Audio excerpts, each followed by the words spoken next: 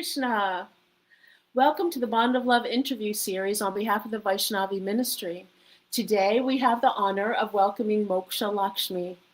Her Grace Mokshalaksmi first met devotees in 1969 at a concert. She was expecting some kind of long-haired group with guitars, and she was totally bemused when a group of bald men wearing bedsheets performed. A seed was planted, and throughout the early 70s, she hosted traveling sankirtan parties at her centrally located apartment, I think in London. She traveled in India in January of 1975 and was finally initiated by Srila Prabhupada at the opening of the Krishna Balarama Temple. She had various services over the decades. Supervising the making of deity outfits in Vrindaban is possibly her favorite service, with Padayatras jostling for this favored position. She describes the 30 years she spent teaching at the Manor Gurukula as her life's work. She is eternally grateful to Srila Prabhupada for all the incredible opportunities she has experienced in her life due to serving him. And today I hope we get to hear about some of those services and experiences with Srila Prabhupada. So welcome, Mokshalaksmi. Thank you for having me. It's my pleasure. So amazing that we get to do this interview and keep these experiences in our hearts with us. So I wanted to just ask you a little bit more about the concert and meeting the bald men and how that experience was. Well, it was very interesting because obviously, I was maybe 17, 16, something like that. And it was at a club. It wasn't at a big concert like Glastonbury or something. It was at a club. Oh. And, we were actually, it's very interesting because at that time, you would visit people's houses, at least in my group, we were kind of hippie types.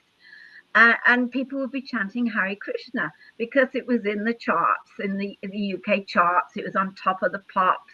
And you'd hear people just randomly in the street, Hare Krishna, Hare Krishna, the tune. Mm-hmm. And so it was a very special time in London. Well, I wasn't actually in London. I was in the centre of England. But it was a very special time. So I went to see the Hare Krishna people, I think they called themselves, I'm not sure, at this club. And it wasn't what I was expecting. I was expecting a group, guitars, long hair, the whole thing, something like, Led Zeppelin or something, And instead, there was these guys, dressed so weirdly and shaved heads. So it was a real shock.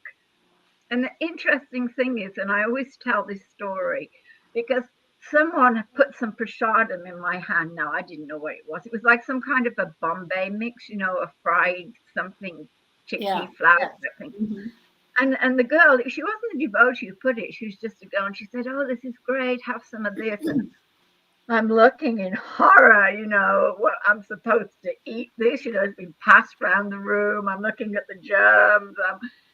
And I didn't eat it. So my lesson here was, I did not eat it. My lesson here is always present relatable foods, like nuts, raisin water, in plastic bags or in some kind of covering if you want people to eat prasadam.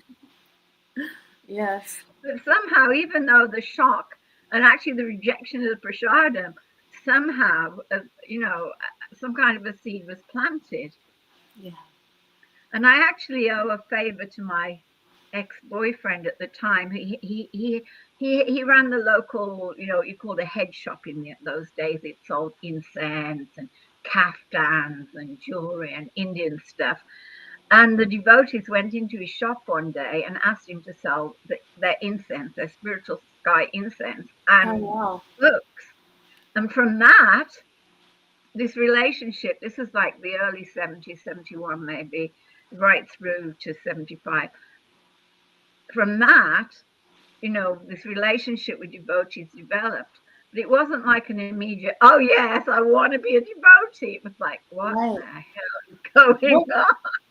What was your life like at that time before from when you met the devotees until you joined? Were you working in that store? What were you doing? Well, no, actually, I was a social worker for the local authority, you know, the government Oh, thing. okay. I worked with the underprivileged kids in difficult areas of Mm-hmm. town, because where I come from is a very large industrial town. So I don't know if you've heard of Adventure Playgrounds. It was a Scandinavian concept where children build, you know, we had wood, we had nails, we had hammers. It would never be allowed today because of all the health and safety we have here in the UK. But we built things and formed, you know, like little clubs amongst themselves and dug out holes and made dens, and dens were very popular. So that was my job, and I organized school holiday play schemes. So I had a really good job, worked with the young volunteers, and I Mm-hmm. was a bit of a career woman, to be honest. Oh, that's great. I was on national committees for child play. I was Oh, on that's the great. first university course in the country for child play, which you probably don't exist anymore. So I've always worked with children. What city were you in? It's a town right in the center of England called Wolverhampton. It's just like 20 miles north of the second largest city in England. So it was Oh, very central for the Sankirtan devotees. You know, we have this joke about the saffron transit vans, you know, it's an English thing. And they would stay with me because from where I lived, they could kind of go like east, south, north, west, because it was very central. So there was oh, constant get rid of one saffron van and the next one and roll up. So I always had devotees around me, like devotees who now, you know, Vishnu Maharaj, Prabhu Vishnu Maharaj, Jananandan, those kind of devotees. Also, Bhag Swami used to stay. wow. That generation of devotees who've all gone on to be sannyas. Very It was that, nice. and a few others, obviously, that I bump into. Rancho, he's like a famed author. He used to stay at my place. And Tribhuvannath, the British Yatra saint, Tribhuvannath, Yeah. were very close to him. So I had a really privileged, if you like, introduction to Krishna consciousness. Oh, And so I finally met Prabhupada in 1973 at the famous Rath Yatra, where Prabhupada danced from, the whole route from Marble Arch all the way down to Nelson's Column, what do you call it, you know. It was an amazing experience, and I'll tell you the story because okay. someone gave me books to distribute. You know, it's like, so I was trying to distribute these really special. I wish I'd found my last copy and shown you, because this is, it was a special book because Vishnu Maharaj had inherited somebody, it was a brahmachari, then ridiculous amount of money, and he blew the whole lot on this Rath Yatra, this 73 Rath Yatra. We had these big awnings in the square right by Nelson's Column. I mean, it was a spectacular event. And we had a special magazine. So as I was distributing these, suddenly I had like an electric shock, and all the hairs on my body stood on end. And I thought, what the hell's going on, you know?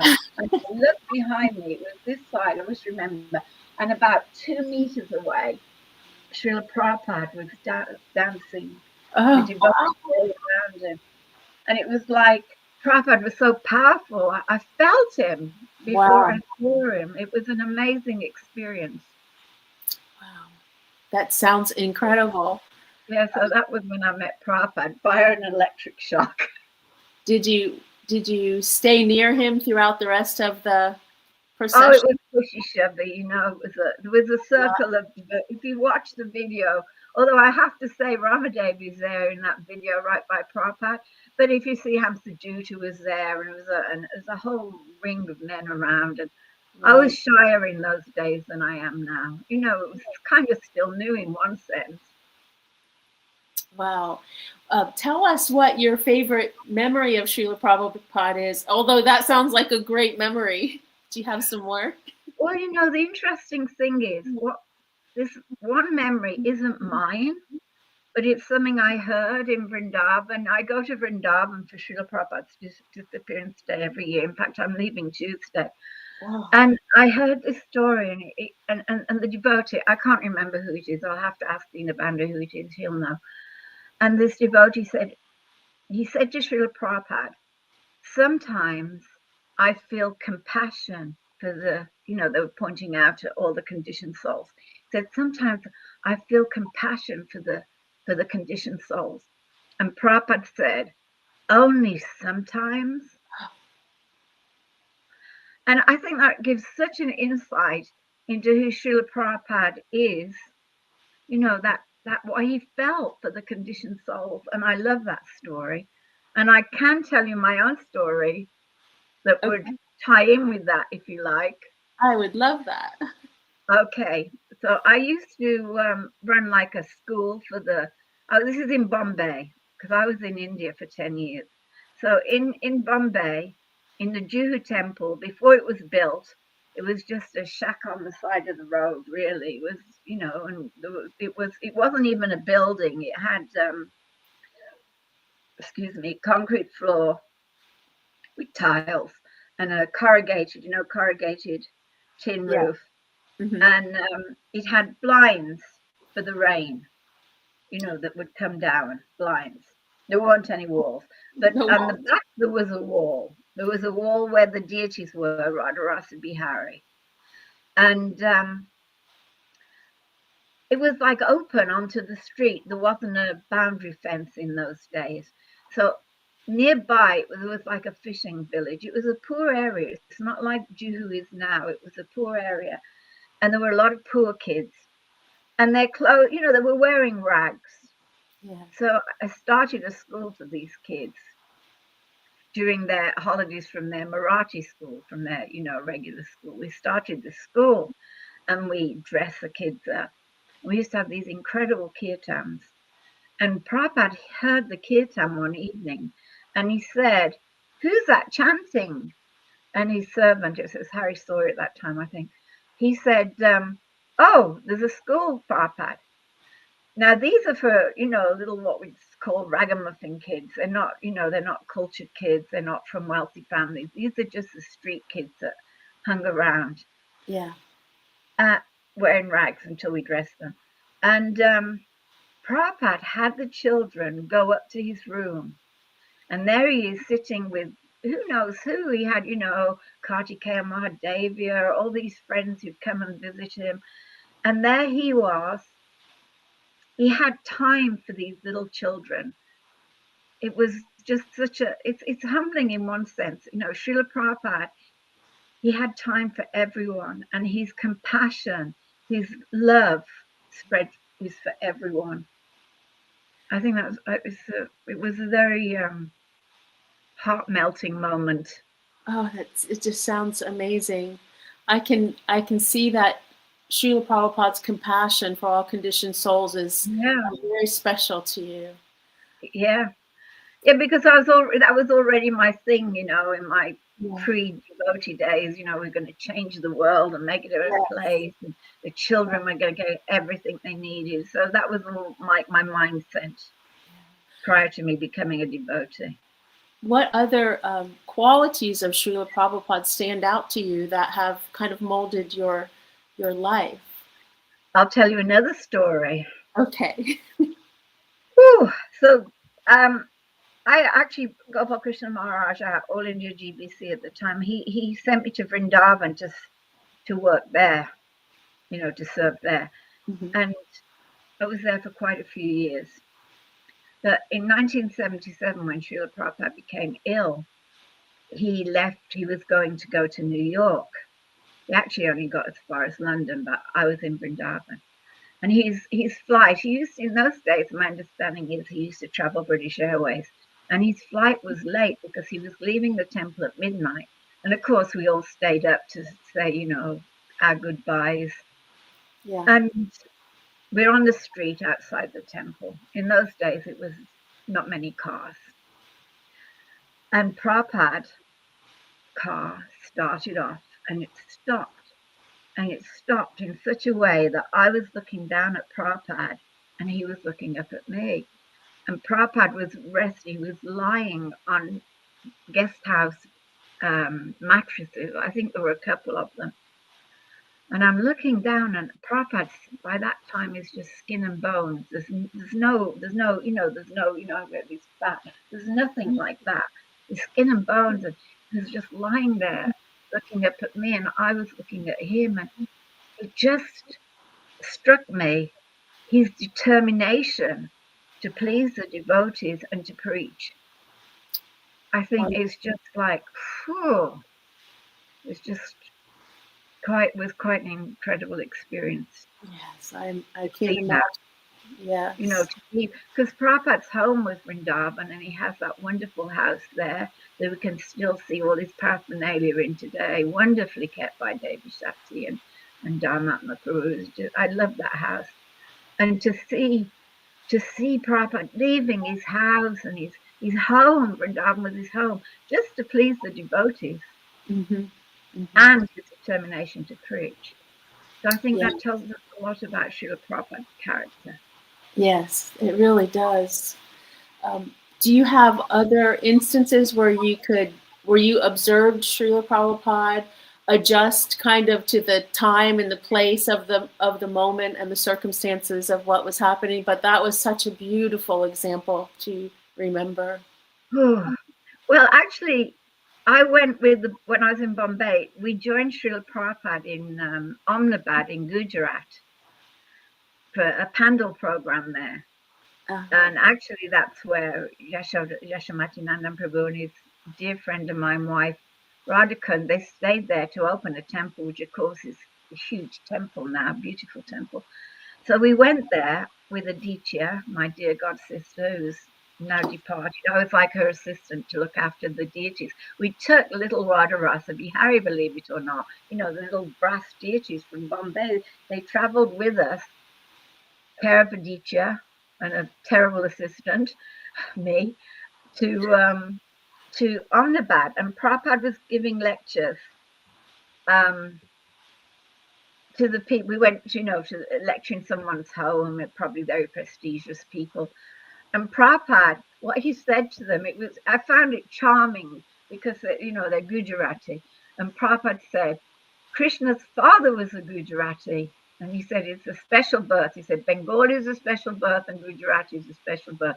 And of course, they all loved that. And they're all smiling because they're Gujarati. And Prabhupada's validated their, you know, their position in this material world, if you like, as Gujaratis, you know, being special because Krishna's father, Vasudev, was from Dwarka, which is in Gujarat.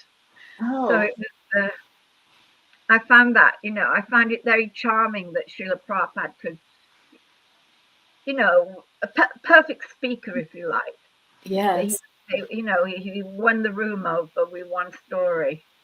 Yes. And interestingly, then he passed the floor over to Yashamati Nandan Prabhu and to deliver the lecture. Now, you could argue that it was because he was a Gujarati speaker, but I would also argue that also Srila Prabhupada empowered people. You know, he couldn't be physically present everywhere, although in one way he is. I mean, but he gave that to Yashamati Nandan, to empowered him to carry on that preaching in Gujarat.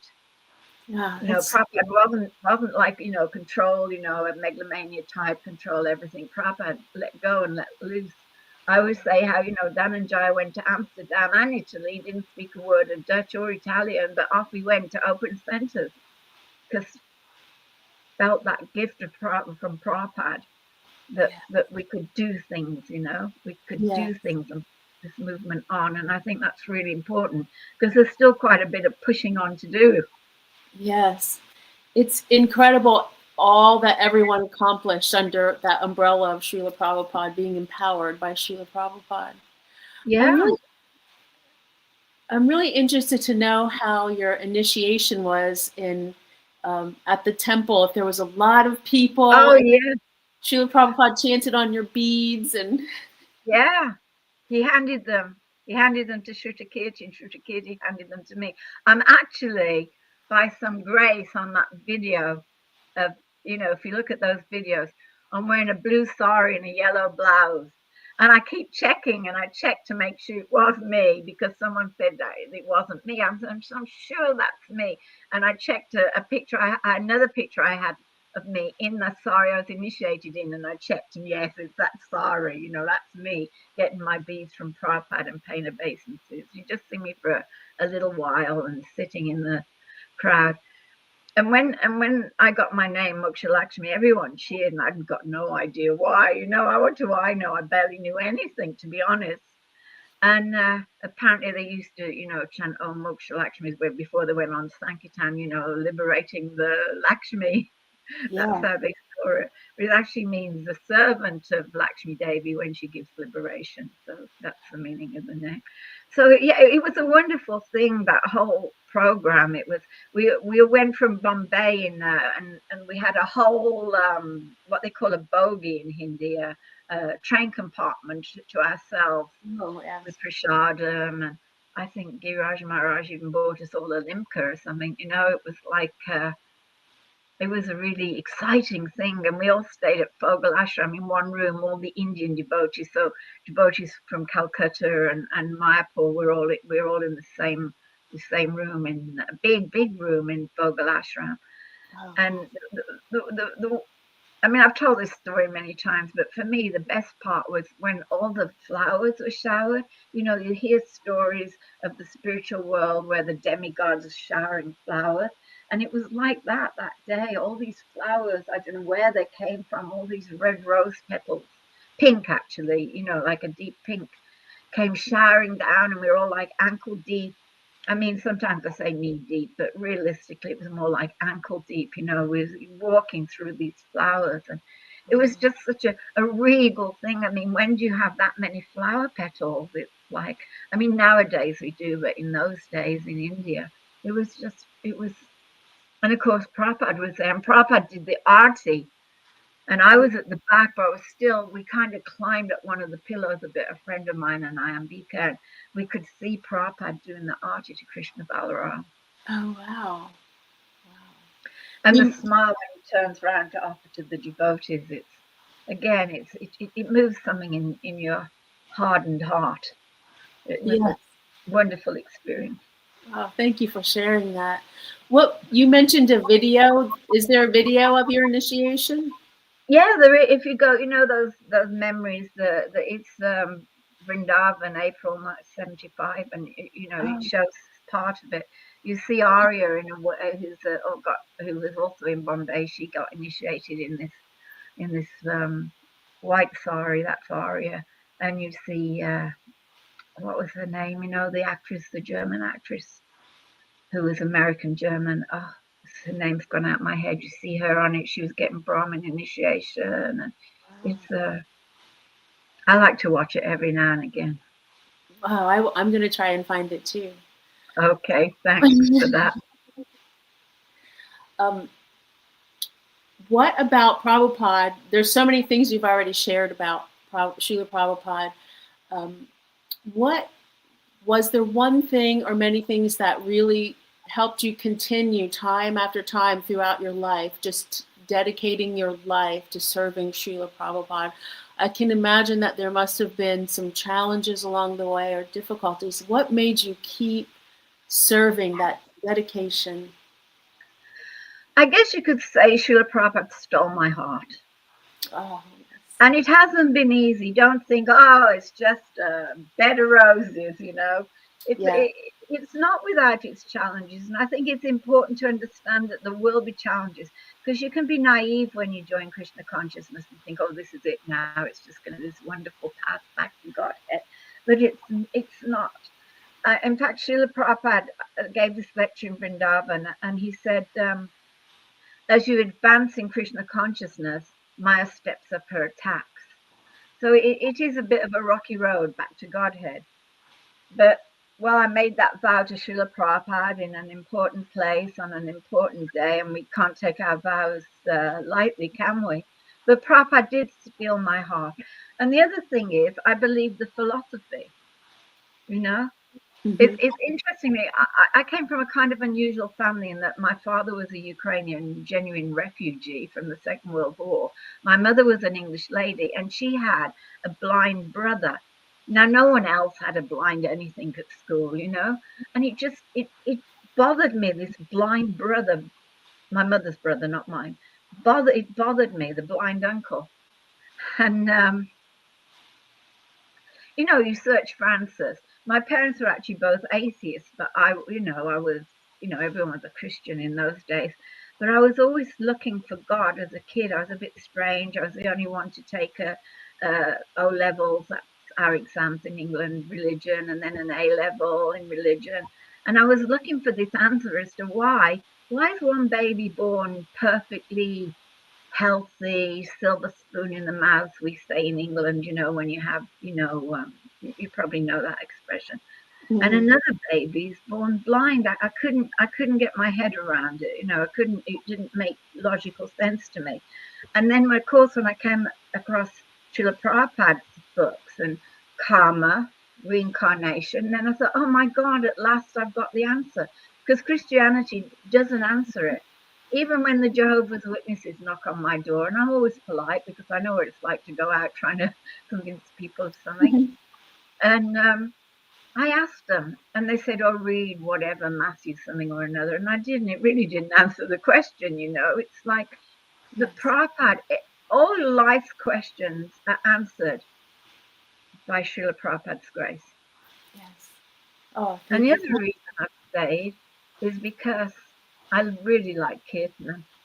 I was at a birthday party last night, and we had like 3.5 hours of kirtan. We had such a good evening, I love kirtan. And I have a really nice life. I'm lucky because I have a really good husband, really nice, very active husband, Parashuram. And we do so many adventurous things through the year, We do, in the summer months, we do Rathayatras 1 or 2 every weekend. In fact, we've got one tomorrow. And we did Padayatra when I was younger. My kids were younger. We did Padayatra. Parashuram did 47 countries, although it says less officially. I counted them. It was 47. Wow. And, yeah. Lokanath Maharaj said that he'd made the vow for the centennial, but Parashuram carried it out. So I have a really nice, I'm in a really good marriage and a good relationship, Mm-hmm. I joined the International Society for Vedic Women, I joined the International Society for Krishna Consciousness. Exactly. No, I'm not a Vedic woman. Sorry, everyone. Can't help it. But so I have a nice life, Yes. I'm happy. I'm happy serving Prabhupada. I'm happy to serve Prabhupada. I love writing my Vasa Puja offering every year. So, it's Prabhupada gave us a whole bundle, if you like. It's not just him physically, it's the philosophy, it's the kirtan, it's a whole. Yes, every aspect of our life. Yeah. And it answered my teenage questions, my life's, why is it like this, Because I could understand from having a refugee father that life wasn't always easy. Right. What were some of the challenges that you faced over the years as a Vaishnavi? Can I be really honest here? Yeah, of course. I had an arranged marriage to a psychopath. And anyone who knew him will tell you. Oh my. Well, actually, technically he's sociopath, but anyway, they behave like sociopaths.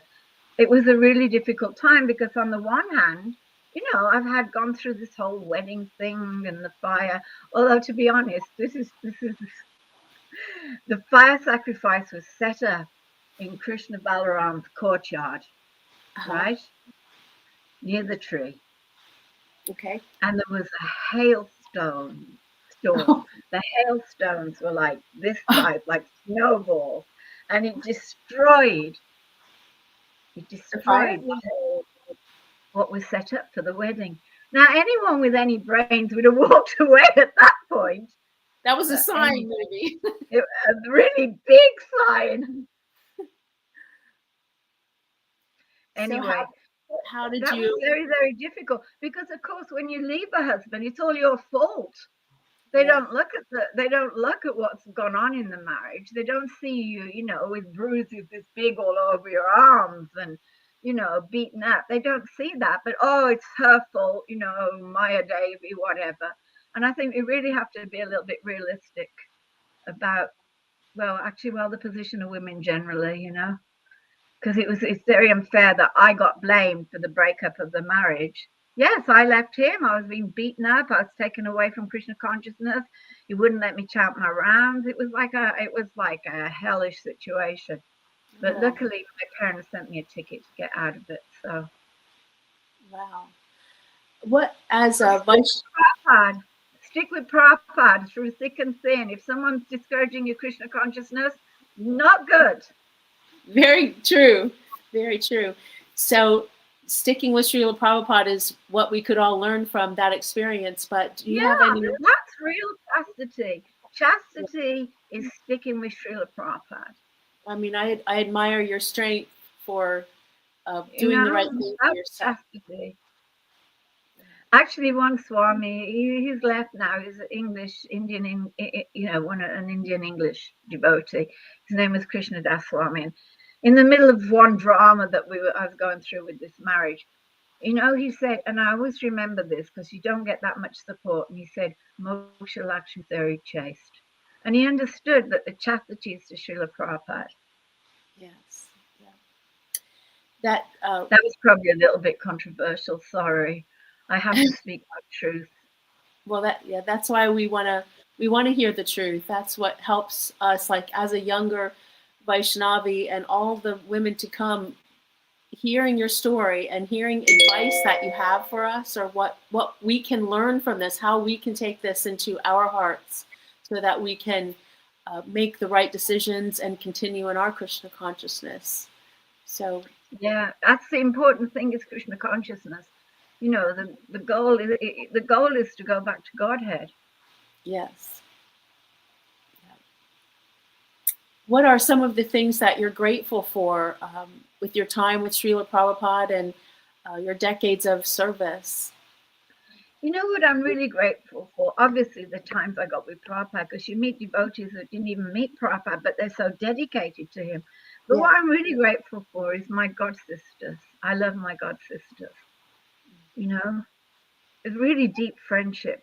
And I don't know whether you get that outside of ISKCON, outside of the devotee community.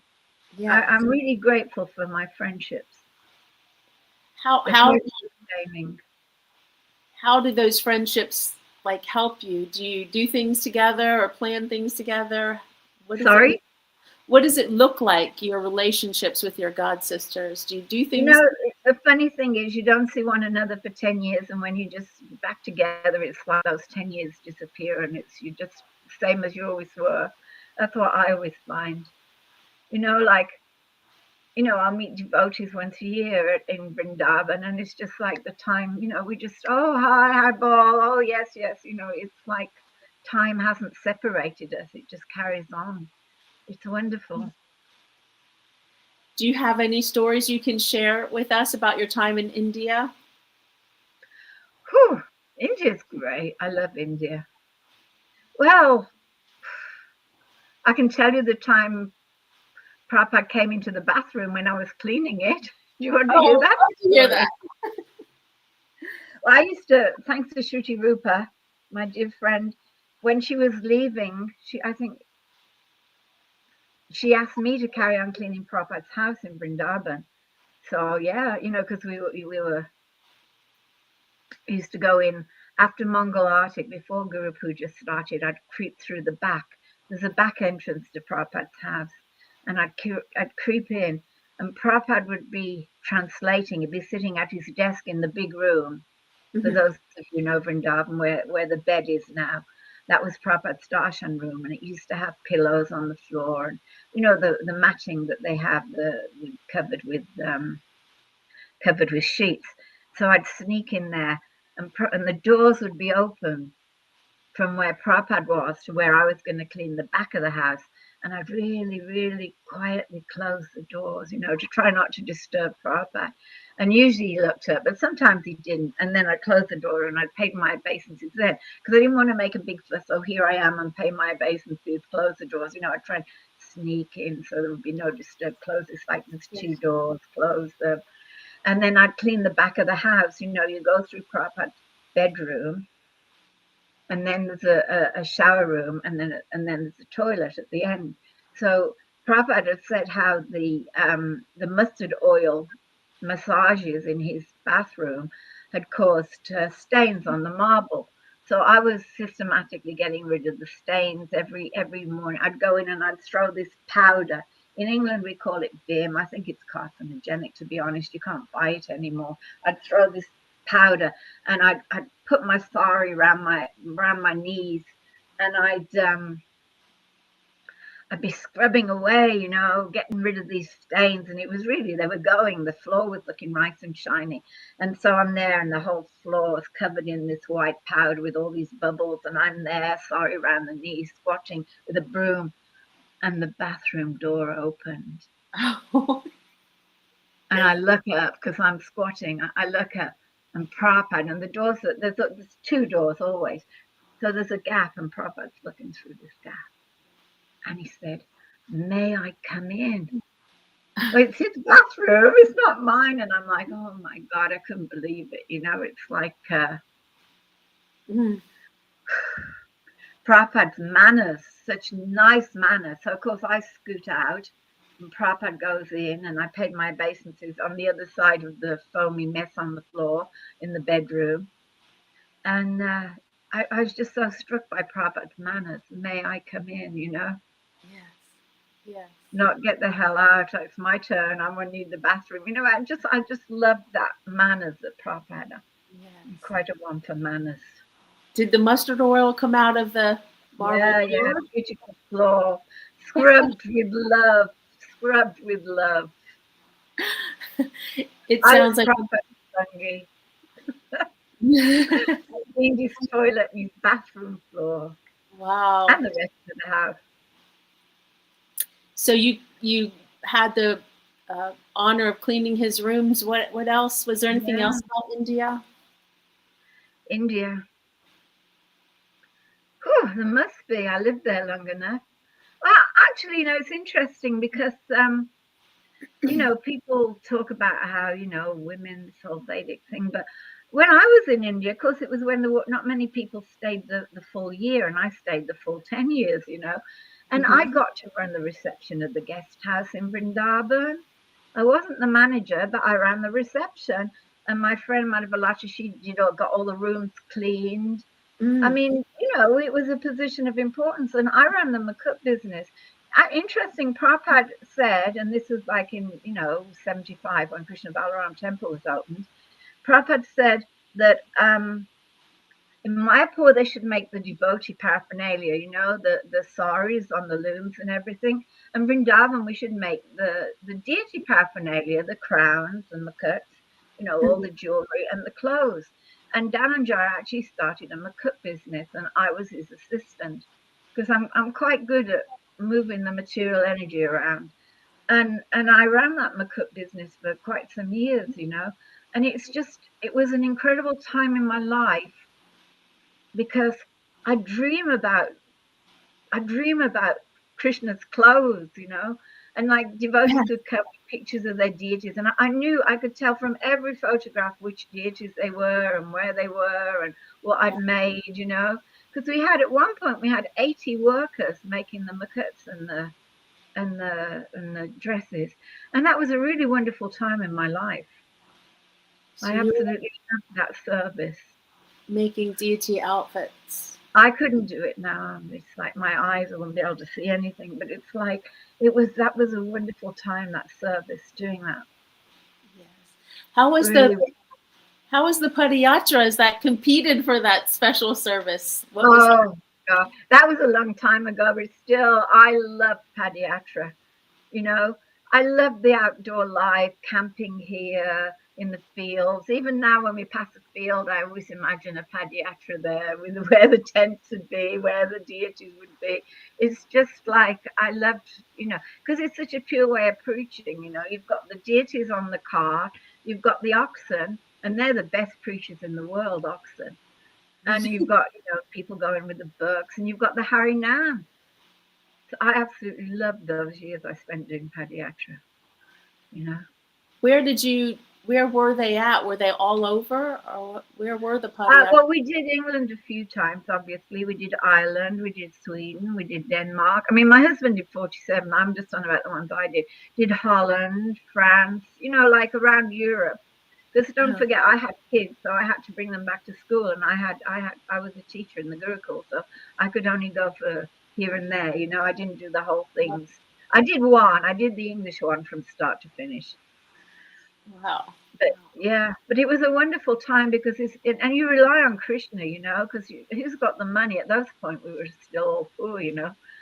But I always remember when the manor, our last day, and we started in the north of England in Newcastle, which is like very north, and we walked all the way down. We didn't go straight down. We crisscrossed England, going to major cities, and we did Hare Krishna festivals with Tribhuvannath in the cities, Manchester, Liverpool, Birmingham, I think.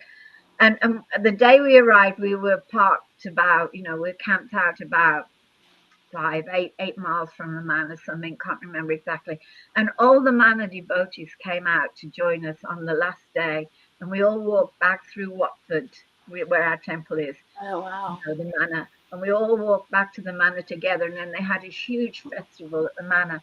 And it was such a wonderful day and so much camaraderie, Mm-hmm. One of my favorite days when I look back at it. Because Manor was a wonderful place in those days. We had such a wonderful relationship. The school was at the Manor. It was a wonderful time. Wow, sounds amazing. Yeah, I think that was 91. I think that was 1991. So it was a long time ago. Right. Yeah. Um, how has your relationship with Srila Prabhupada deepened over the years? What's kept you? What are some more of the things that have kept you going? Your relationship with Prabhupada. Well, it's like Prabhupada's my friend right here with me. I mean, you have to see it like that. I mean, obviously there's all in reverence besides him being a friend, but you have to. Well, you don't have to. This is my way. I'm sure everyone's welcome to do whatever's right for them. But I always feel that Prabhupada's with me. Someone told me, one of my godbrothers, Kishore, I was offering a book to Prabhupada on the Vyasa Puja Day. We have the books that we offer to Prabhupada, the Vyasa Puja book, the devotee one, the Manor one. And Rancho said, you were talking to Prabhupada while you were offering it. So that's what I do. I chat with Prabhupada. I'm not saying the answers, but I do lots of chatting. So, what's some advice you could give us, young Vaishnavis, to continue our relationships or develop a relationship with Srila Prabhupada? Well, I think it's really important that we all develop a relationship with Srila Prabhupada, because if you take Srila Prabhupada out of the equation, none of us would be devotees. Well, there might have been the odd one that managed to go to India on their own and meet some Gaudiya Vaishnav, who knows. But if Prabhupada hadn't have left Vrindaban and gone through all those austerities, I mean, it wasn't easy for him. I mean, I don't know. I went on a weekend cruise once when we were doing Padayatra, not a cruise, but we were doing Padayatra in Portugal, and we went on a cruise to get there, across the sea. I was as sick as a dog, and we were only on it for like a day and a night or something like that.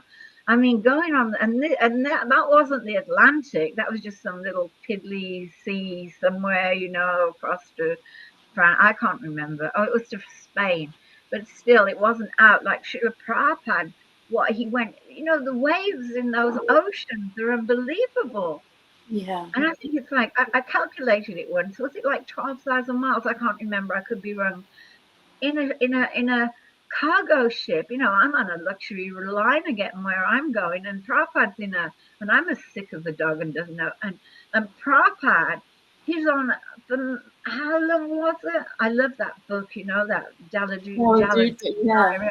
Was it 30 days, or it was a long time? With big waves and no comfort, and he'd taken cereal with him. It's always a bit dodgy what you eat when you're a vegetarian, and it was like that austerity alone. And then in New York, he's wearing cotton, what do you call that stuff, that cuddy cloth. And I mean, eventually he did get a coat, but it's like, he said when Prophet said when he got off the boat, he didn't know whether to turn left or right, you know. Right. And he's old. He's old. I passed his age a few years ago, and it was already like, oh God, you know, how am I going to get through the day? And Srila Prabhupada's on this boat. He's on a boat. He's going to a place he wasn't even sure that they'd understand his English, and some people don't. And no money. Oh yeah, he had so many rupees. No, he didn't. You can't change rupees outside of India. You take rupees anywhere and try and say, oh, can I have some dollars? They're going to laugh. You can't change rupees outside of India. He had nothing, but I mean, he did sell a set of books to Captain Pandya, you know, so he had that money. But what did he have? And he went to Butler, home of the Jeep, and he really, I mean, obviously they looked after him there, but generally they really, really austere what Srila Prabhupada did for every single one of us. Yeah. Not just us who met him and had that good fortune, but every single one of us who've benefited in any way have a debt to repay in one sense. Yeah. Because he did that, you know. Vaishnavism wasn't really known.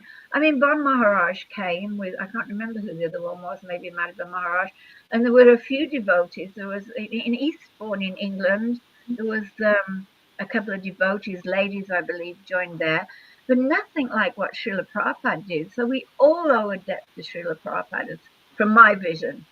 Yeah. Thank you for And also, you know, we read about the infallible soldiers, and Srila Prabhupada certainly wasn't an infallible soldier. He, you know, pure devotee to the end. And it's not like we have this wonderful history with our initial.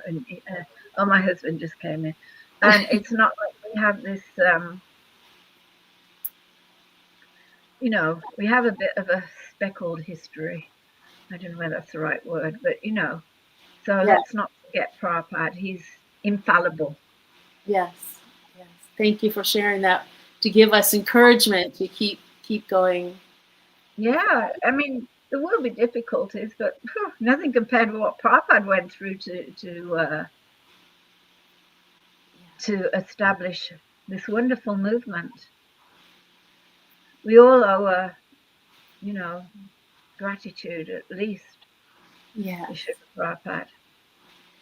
Do you have a story for us with a lesson of service you've done with your husband, and how we could learn from that? Oh, service I've done with Parasaram. We've done a lot, you know. Oh, we went to imagine. That's exciting. We went to Ukraine, and not a forest by the border. Sorry, but we went all the way, you know, to where the bombs are dropping. Oh, you did? Yeah, I've been to the front lines. You know, I'm on the one side of the river, the Russian army is on the other side, to deliver equipment to those wonderfully brave devotees who are continuing Food for Life. Are they still in the Ukraine? Yeah. Right along that front line. I haven't been up to all the places, but I've been to Odessa. Where have I been? Oh, I wish I'd got a map. I've been to, Dnipro. Dnipro is on the other side. And particularly, you know, this wonderful, wonderful temple in Zaporizhzhia. And that's where the nuclear plant is. And, you know, they're just across a bit of a pond or something from the nuclear plant. I've seen the nuclear plant from, you know, the other side, from the Ukrainian side.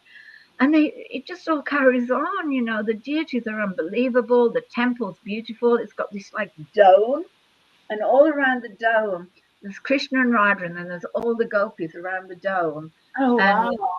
One gopis got a musical instrument, one gopis got a cow, and it's just the most incredible temple with wonderful devotees. And they live there every day with the threat of bombs going off. Wow.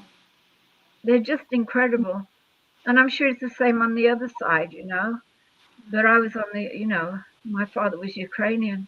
And actually, you know, the temple president in Lviv, what's his name? Oh God, Jai, what's his name? I know his name, it's gone out my head. I'm terrible with names since I've gotten old. Vijay, sorry, Prabhu, Vijay. He took me to my father's village, which is just outside, and I was able to see where my father grew up. Oh, wow.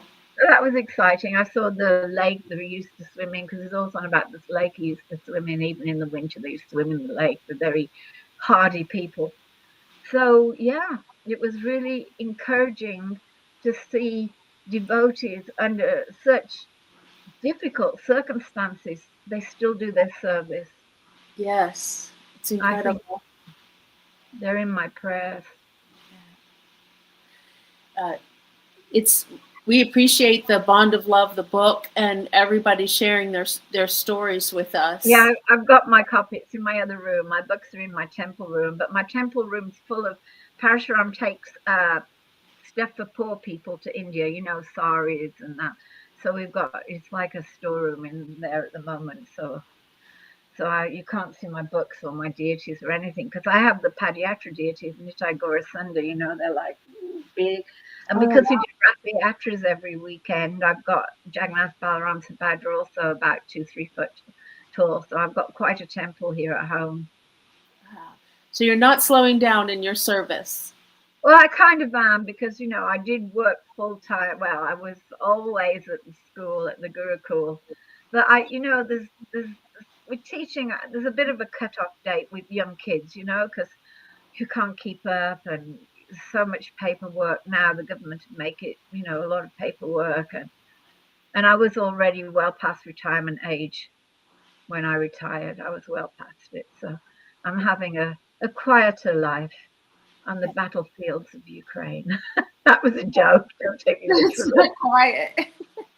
That was a joke. But yeah, I'm having a quieter life, because Do I you am in my early 70s. Yes. Well, do you have any goals or aspirations you're striving for at this time?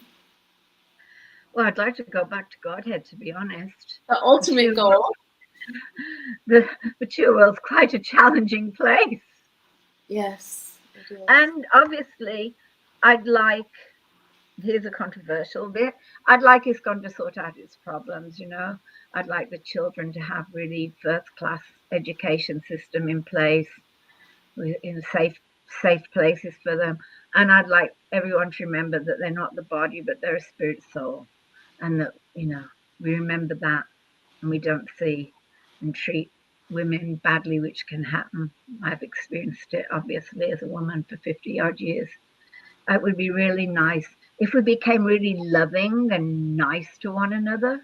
That Yes. would be excellent. And of course, that's not across the board, but we should aim for those goals. Prabhupada built a house for the whole world to live. And a lot of that whole world are women and children. So we should really cater for them. Wow, that's beautiful. That's beautiful. Thank you for sharing that. Um, is there any closing or departing words or story you can share with us? I did, I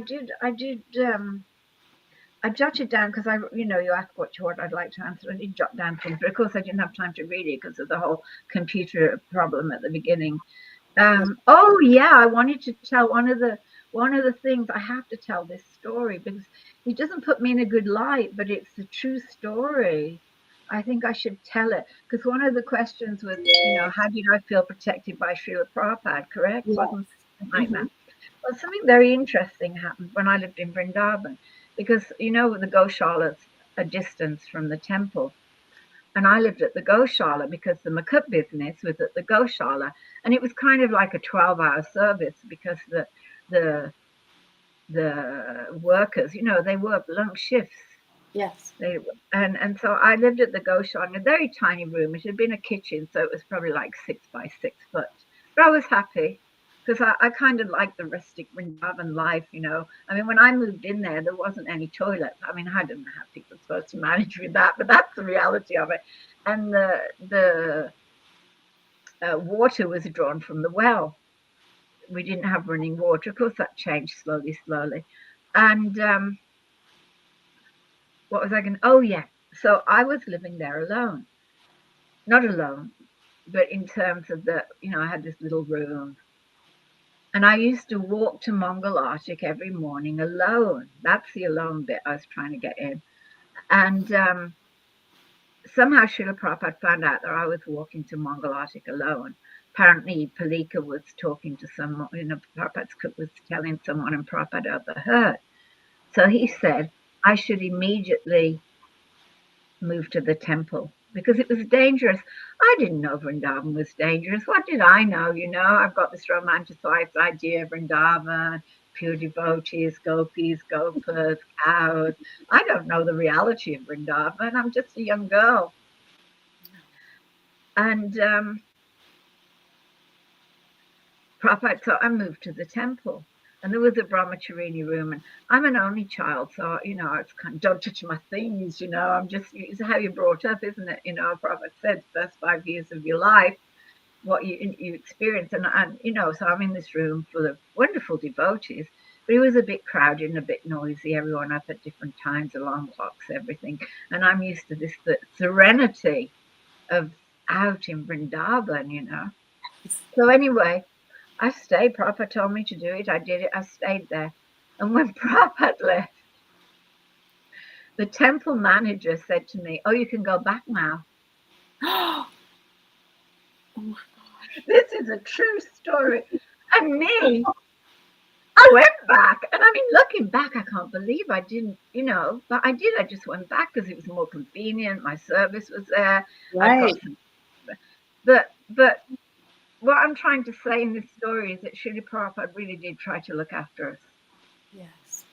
I don't tell that story often. It's slightly embarrassing, because I didn't, the temple manager said, "Oh, you can go back now."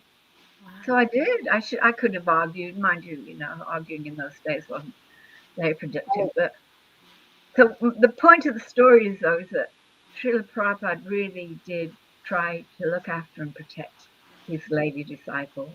Yes. Yeah. How long did you stay there by yourself then? I was at least a year or so on my own over at the Goshala, maybe 2. Eventually I got married, but that was the disaster. And Right. So at that time when the temple manager asked you to go back, how did that make you feel? Did you? I was happy to get back. Were you? I just, it's like, I was young. I was young and I didn't realize the seriousness of the situation and, Yes. follow your authority. I mean, it wasn't, in one sense, it wasn't me breaking what Prabhupada said. It was the temple manager in one sense. But in another sense, I could have said, "Well, hang on, Prabhupada said." But I really didn't understand, Vrindaban and the other side of Vrindaban. I'm seeing gopis and gopas and cows. In those days, the cows were wandering. There's deep sand everywhere. It was just paradise. Vrindaban was just beautiful. It still is, but you have to look a bit harder. But I love Vrindaban. Oh, that's amazing. That's amazing. Thank you so much for sharing that. I mean, it's just to show how Prabhupada did care for what happened to his disciples. Absolutely. I'm just looking if I. Well, I mean, I'm just, I've had a lot of love in my life from the children I taught at the Manor Gurukula. I had a 70th birthday a few years back, and it was kind of for them, It was my birthday, but I invited all my ex-students, and there was so much love in that room.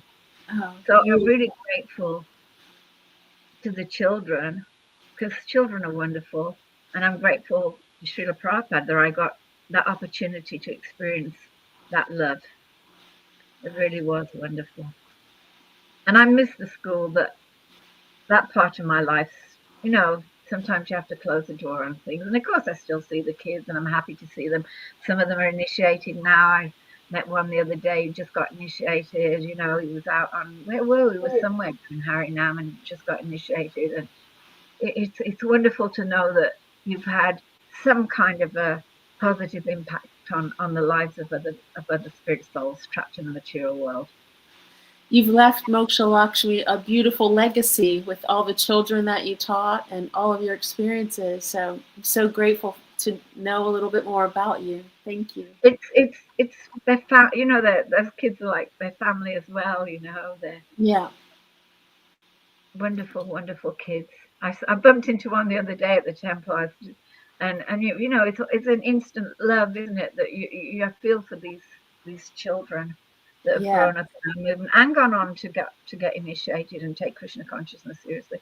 And even if they're not, you know, sometimes, like I said, the path back to Godhead has got its obstacles. Just carry on.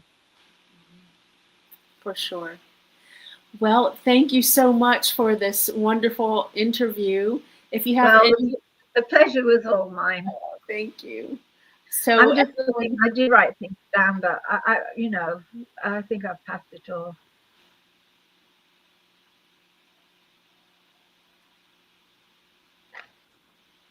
I think I covered it all. But I'm very grateful to Prabhupada and to all my friends in Krishna consciousness. Parasuram, great husband, never puts me under any, you know, if the house is a complete mess and there's nothing in the fridge, that's fine. That's amazing. You're all dirty. Fine. Truly heartfelt. No stress. Yes. All right. Well, thank you so much, and thank you everyone for watching. Hare Krishna. Hari Bol. Hari Bol. Hari Bol. All glories to Prabhupada. All glories to Srila Prabhupada. All glories to Srila Prabhupada.